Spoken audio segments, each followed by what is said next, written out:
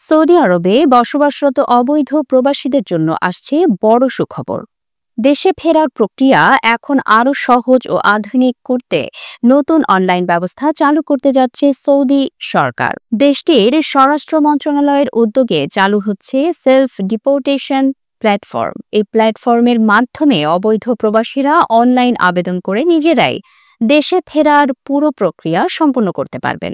আগে যেসব প্রশাসনিক ধাপ জটিল ও সময় সাপেক্ষ ছিল, নতুন এই অনলাইন ব্যবস্থায় তা হবে অনেক সহজ ও দ্রুত। আবেদনকারীরা ঘরে বসেই ডকুমেন্ট জমা, অনুমোদন ও ভ্রমণের সময়সূচি জানতে পারবেন। এই ঘোষণা আসে বৃহস্পতিবার ৬ নভেম্বর ডিজিটাল গভর্নমেন্ট ফোরাম ২০২৫-এ। সৌদি পাসপোর্ট অধিদপ্তর জানিয়েছে এটি তাদের অন্যতম বড় ডিজিটাল উদ্যোগ। এছাড়া যাত্রী চলাচল আরও প্রযুক্তি নির্ভর করতে স্মার্ট ট্র্যাক নামে নতুন সিস্টেম চালুর ঘোষণা দিয়েছে সরকার। এতে স্মার্ট ক্যামেরা ব্যবহার করে যাত্রীদের পরিচয় যাচাই করা হবে, ফলে পাসপোর্ট কর্মকর্তার সঙ্গে সরাসরি যোগাযোগ ছাড়াই সীমান্ত পার হয়ে যাবে।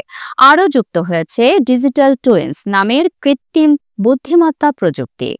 এটি জনসমাগম বিশ্লেষণ, অপেক্ষার সময় নির্ধারণ এবং সেবার মান পর্যবেক্ষণে সাহায্য করবে। সৌদি সরকারের লক্ষ্য এসব প্রযুক্তি ব্যবহার করে ২০৩০ সালের মধ্যেই ভ্রমণ ও প্রবাসী সেবায় এক নতুন যুগের সূচনা করা।